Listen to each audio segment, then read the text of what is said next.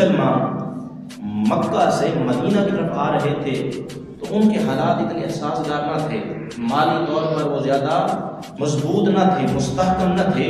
تو پیارے محبوب علیہ السلام نے جب دیکھا کہ ان کی مالی حالت درست نہیں ہے تو پیارے محبوب علیہ السلام نے مکہ والے جو مہاجرین تھے، ہجرت کر کے آئے تھے، مدینہ کے انصار کے ساتھ رشتہ موافقات کے اندر، بھائی چارے کے اندر پیارے محبوب علیہ السلام نے ایک دوسرے کے ساتھ منسلک کر دیا، ہر ایک کو ایک کا بھائی بنا دیا.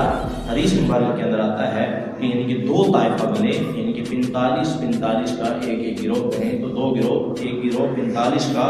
تو حضور صلی اللہ علیہ وسلم نے ایک کو دوسرے کا جو ہے بھائی بنا دیا.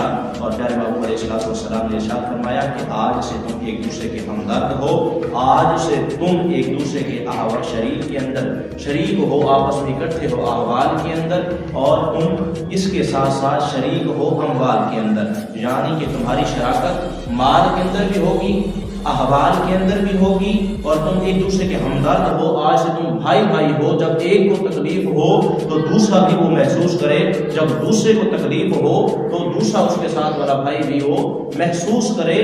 آج کے بعد تم آپس میں بالکل جو ہے وہ کیا ہے بھائیوں کی طرح ہو، برابر ہو، اور ہر ایک تم میں سے ایک دوسرے کی میراث کے اندر کیا ہوگا، شریک ہوگا. وراثت میں سے بھی اس کو حصہ دیا جائے گا. تو فرمایا پیارے محبوب علیہ السلام نے رشتہ موافقات کے اندر پیارے محبوب نے صحابہ کرام رضوان اللہ تعالی علیہم اجمعین کو وہاں پہ جو ہے